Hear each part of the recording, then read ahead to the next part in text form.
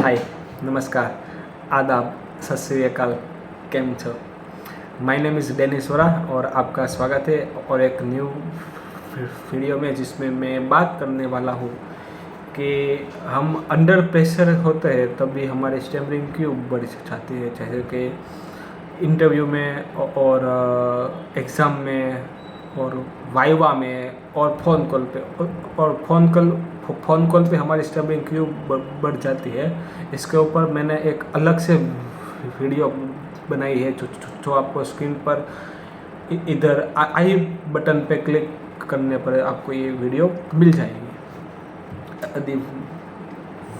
यदि वो वाली वीडियो आपने नहीं देखी तो एक बार ज़रूर देखिएगा। तो लेट्स स्टार्ट दिस टॉपिक। तो फिर आज का टॉपिक है कि हमारा स्टैमरिंग अंडर प्रेशर हमारी स्टैमरिंग क्यों बढ़ जाती है। ठीक है, पहले तो हमें समझना है कि प्रेशर क्या होता है, प्रेशर चीज़ क्या है। कि जब भी प्रेशर का मतलब कि सिर्फ स्ट्रेस लेना नहीं होता है। प्रेशर का मतलब होता है कि लोग हमें जज करेंगे और फिर हमें गलती करने हमारे से गलती हो गई तो फिर हमारी इम्प्रेशन ख़राब हो जाएगी। ये वाली जो भी सोच होती है उसको कहते हैं प्रेशर।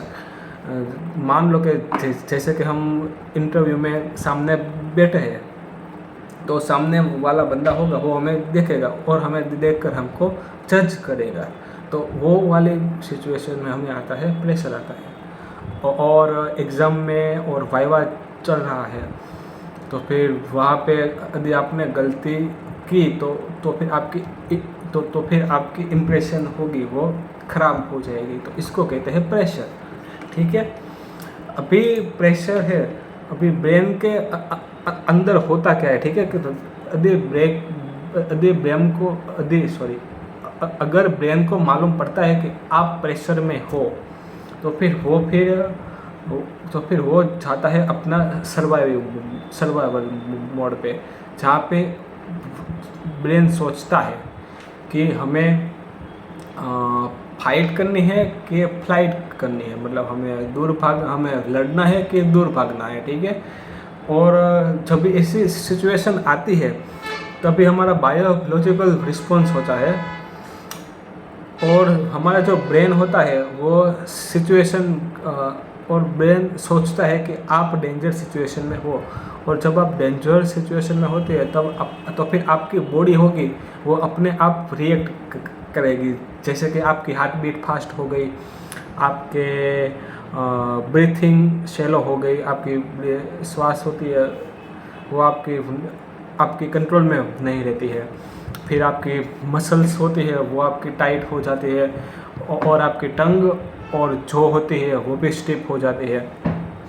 और जब ये टंग और जो स्टिफ होती है तो फिर तो वो हमारे स्पीच के ऑर्गन है, अगर वो ऑर्गन टाइट हो गए तो फिर स्टैमरिंग तो ऑटोमेटिकली बढ़ने ही वाली होती है। तो फिर ये जो होती है जब आपके अंडर प्रेशर आपके टंग और जो स्टिफ हो जाती है, इसकी वजह से आपकी स्टैमरिंग बढ़ती है। और ये कोई आपकी गलती नहीं है, इससे बायोलॉजिकल रिस्पॉन्स होता है। और एक बात है कि हम एक्सपेक्टेशन अपने आप पर ज़्यादा लगाते हैं और इसकी वजह से हम अपने आप पर ही सेल्फ पर ही प्रेशर ज़्यादा डालते हैं।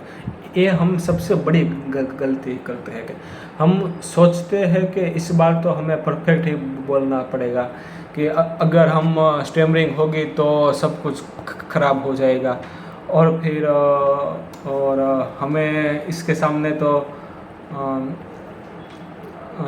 फ्लुएंट बोलना मेरी रिस्पॉन्सिबिलिटी है।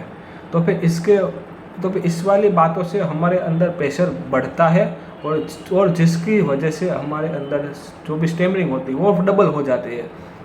ठीक है, तो फिर स्पीच परफेक्ट होने के लिए तो नहीं बनी है। स्पीच होती है कम्युनिकेशन करने के लिए, कम्युनिकेशन का जो भी मैसेज होता है वो मैसेज डिलीवर करने के लिए स्पीच होती है। तो फिर आप अपने मैसेज को क्लियर रखो, ठीक है, क्लियर करने की ट्राई करो, अपना मैसेज को दो एक बार सामने वाले पीपल के सामने, ठीक है। और मैंने कुछ इधर पॉइंट नोट डाउन किए हैं कि किसकी वजह से हम अंडर प्रेशर हो सकते हैं।